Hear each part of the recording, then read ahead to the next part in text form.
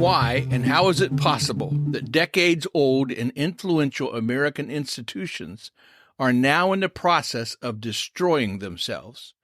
Hi, I'm Rex Rogers, and this is episode number 152 of Discerning What is Best, a podcast applying unchanging biblical principles in a rapidly changing world and a Christian worldview to current issues in everyday life. Referring to institutions in the West, and specifically in the United States, writer and scientist Alan Joseph Bauer recently noted one institution after another is destroying itself, its credibility, and its influence. It's like American institutions are on a bender, rapidly adopting wrong, injurious ideas and practices based upon evil values diametrically opposed to what America has stood for since its founding. For example, the International Court of Justice ordered Israel to stop its offensive in Rafah. Israel will not stop its offensive in Rafah. By demanding that Israel stop fighting, a critical part of its campaign to destroy Hamas, the ICJ has shown that it cannot stop Israel and is a paper tiger. This empty ICJ order is one more step in the decline of the post-war major institutions that for 70 years have played outsized roles in world affairs. The FBI and the DOJ have beclowned themselves to the point where nobody believes them any longer. What we are now witnessing is the self-destruction of major institutions, national and international. The UN, through its billion-dollar United Nations Relief and Works Agency, or UNRWA office, was an active part of Hamas's activities in Gaza.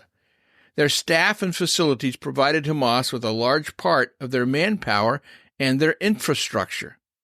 The universities have made complete fools of themselves. Professors, once highly respected scholars, run interference for their demented students. Those students, after 4 years and hundreds of thousands of dollars spent, don't know which river to which sea, could not find Gaza on a map, and are completely clueless as to what actually happened on 10/7. Given the number of public school boards now dominated by woke ideologues, the rabid commitment of public educators to LGBTQ and specifically trans activism, declining productivity in learning, increases in school violence and safety concerns, and curricula given over to critical race theory racism, and the indisputable fact that while universities tout diversity, equity, and inclusion, there is a decided lack of conservative voices, i.e. intellectual diversity, allowed on campus. The public is losing confidence in all levels of public education.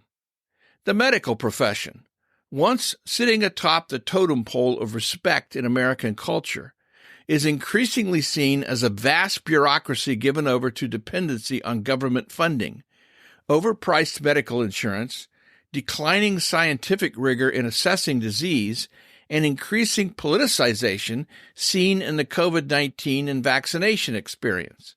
Mainstream media lie about political matters and candidates every day, so much so that media has suffered enormous drops in credibility and for some even viability, going out of business.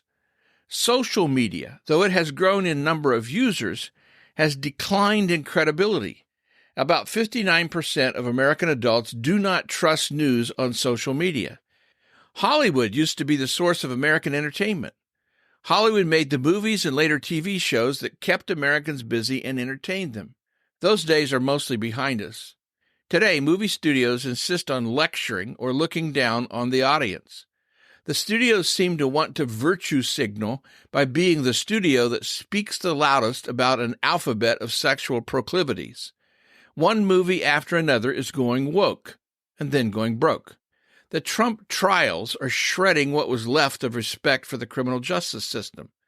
This follows the post-George Floyd riots of 2020, the so-called Summer of Love, featuring demonstrations laughably described in media coverage as mostly peaceful, as fires raged behind the reporter, which destroyed billions of dollars of property, a significant portion belonging to minorities. Then came the advent of what's been called rogue prosecutors, which is to say city, county, and state elected law enforcement officials who refuse to enforce the law. Progressive prosecutors sabotage the rule of law, raise crime rates, and ignore victims. They believe the entire criminal justice system is racist, which is absurd, but they believe it. The U.S. military, once considered the greatest and best in world history, is becoming a pale reflection of itself, thanks largely to Biden administration policies emphasizing DEI over preparedness. Today's American military has fully embraced the social imperatives of the left and the most progressive aspects of American society. The U.S. Air Force selects officers based on race and sex-based quota system for officer applicants, an affirmative action program that would make the Ivy League blush. Now, overcommitment to woke social goals, alongside decreasing and undercommitment to patriotism, readiness, and excellence, has translated to the U.S. military failing to meet its annual recruiting needs. Young Americans don't see opportunity, patriotic pride, and esprit de corps, but rather division, rancor in the ranks, absence of earned stature, and a dead end. Churches, or religion, is also suffering a decline in credibility. Now, many churches are shooting themselves in the foot. They're going woke, and then, like entertainment, inevitably going broke. These churches think that the way to save the world is not by sharing the gospel, but by blowing with whatever new wind is passing. Climate change is one of those new winds blowing.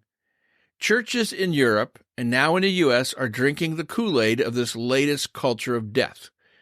Soon, the church offers nothing different from the world, for the church is the world. American institutions, as we've said, are in decline. Actually, they are one by one committing suicide through their own active efforts to advance ideas and values contrary to and directly undermining the historic ideals that made America strong in the first place. Our culture now believes in an ever-evolving world where moral standards are not constant, not absolute, are to be defined by the individual or government, where there is no God to provide a fixed final answer for mankind's reason for existence, for mankind's hope, for mankind's guidance. We live in a world today where the zeitgeist is defined by Darwinian, Marxian, naturalistic, materialistic atheism. No God will save us. We must save ourselves. Our God, quote unquote, thus becomes whatever each individual wants him or her to be. Everybody defines their own purpose for existence, their own carnal lifestyle, their own personal moral code. Now, this all sounds so liberating, so nice to do what's right in our own eyes with no one to whom we report or are held accountable.